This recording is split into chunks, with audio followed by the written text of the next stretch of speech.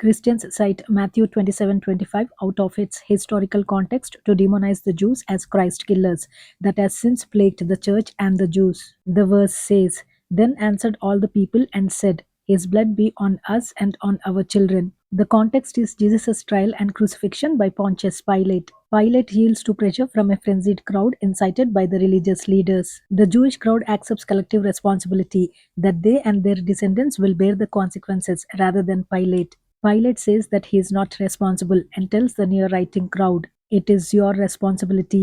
In response, the crowd makes the careless remark about their willingness to bear that blame. Historically, Jesus was executed as a Roman criminal by the Roman method of crucifixion, and the decision was made by a Roman governor with collaboration from the Jewish leaders who incited the crowd present at that time. John's Gospel often uses the Jews to mean Judeans or Judean leaders, the Pharisees, Sadducees, and priests, the primary rivals of Jesus and his followers. The footnote in the ESV at John 9:18 explains that the Greek word for the Jews refers to Jewish religious leaders and others under their influence in that time. Peter, in his Pentecost and Solomon's Portico sermons, charged the people living in Jerusalem at that time with crucifying Jesus. Peter and John charged the Sanhedrin and the people in Jerusalem with killing Jesus. Acts records that under God's power, Herod and Pontius Pilate, along with the Gentiles and the people of Israel, were responsible for Jesus' death.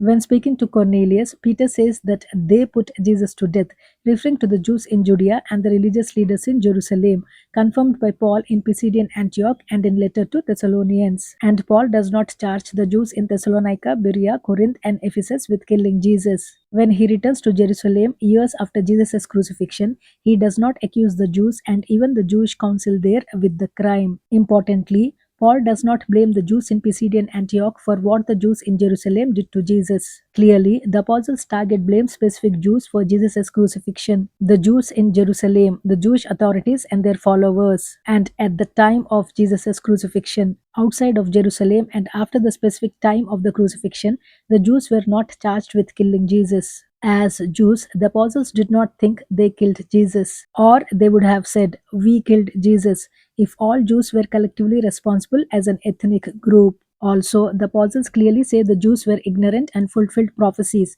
and Jesus' death was God's deliberate plan. And when Jesus says, "Father, forgive them, for they do not know what they are doing," why do Christians still blame the Jews? Jesus declares, "I lay down my life, no one takes it from me." How then are the Jews guilty when Jesus willingly sacrificed himself? And who really are Christ killers, all sinners or the Jews? Check the Replacement Theology playlist on my channel and remember to be a Berean.